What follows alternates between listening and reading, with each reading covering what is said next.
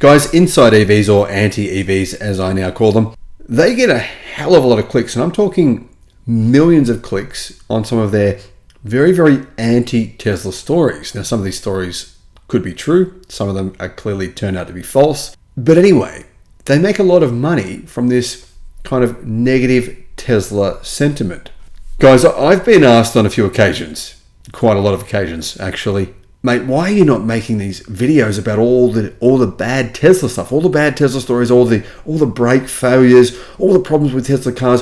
Why aren't you making these videos? I mean, you could be getting so many clicks and making all this money from all these crazy Tesla stories.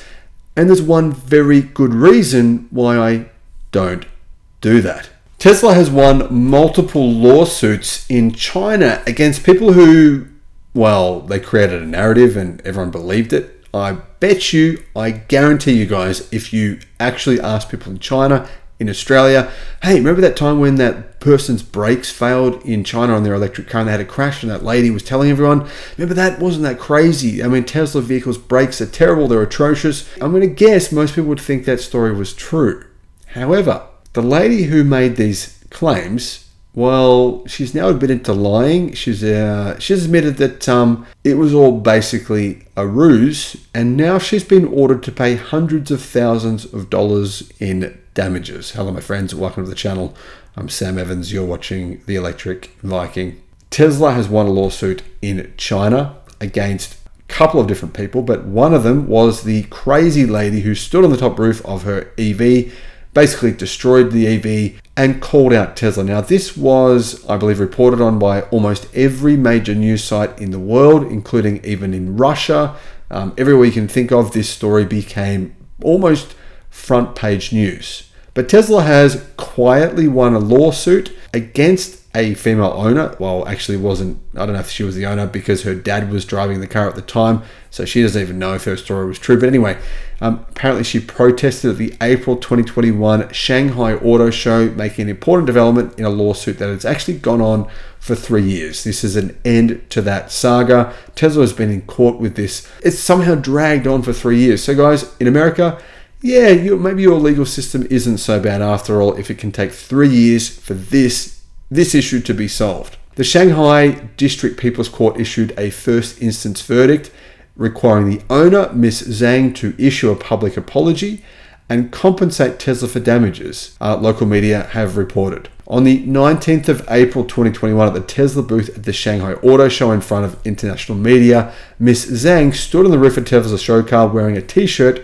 that could be translated as brake failure, which was a protest that attracted widespread attention all over the world. Now the question is, how did she get into the auto show and get this platform in order to get this kind of visibility in front of the global media? Well, someone else who apparently people believe, Tesla believe, was paid by possibly big other automotive companies, Tesla's rivals, no one knows, actually let her in. And Tesla also sued that guy as well.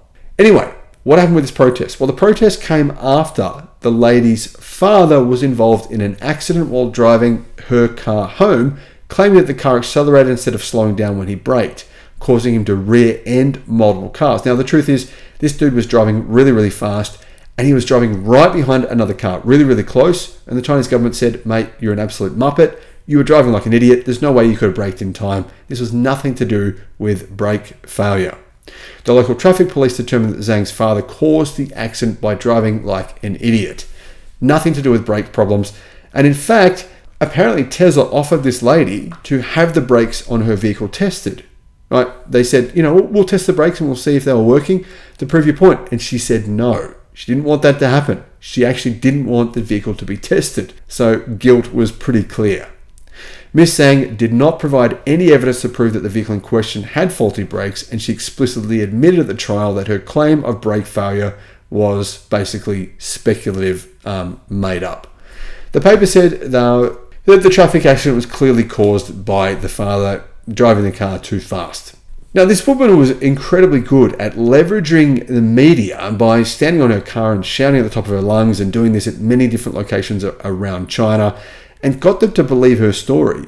They widely disseminated the untruthful information, says cnevpost.com, and her words and actions clearly had the subjective intent of disparaging or ruining Tesla's reputation in China. Now, it didn't completely ruin their reputation, but it definitely did harm Tesla. There's no question about that.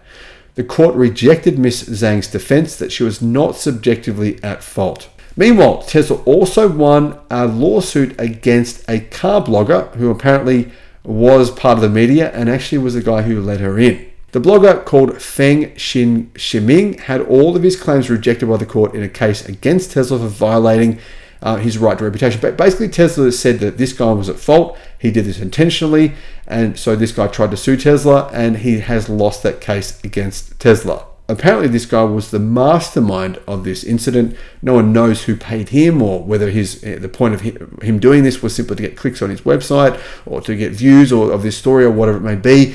But the point is here, this was kind of an elaborate hoax. So, guys, my warning here to you is, and the reason I don't print these negative Tesla stories, which come out daily, there's literally, if you Google it, I'm sure you'll find something every single day of the week. Something about Tesla. Apparently, Tesla are going to lose their factory in Shanghai, according to some people. Apparently, it's only a matter of time before Tesla will be booted out of China completely. That was yesterday. Guys, the reason I don't print this stuff is because usually, not always, but usually, it turns out to be false. In this case, it took 3 years for this story to be exposed. And I'm pretty sure that no one is going to report on the fact that this lady made this story up. Thanks for watching.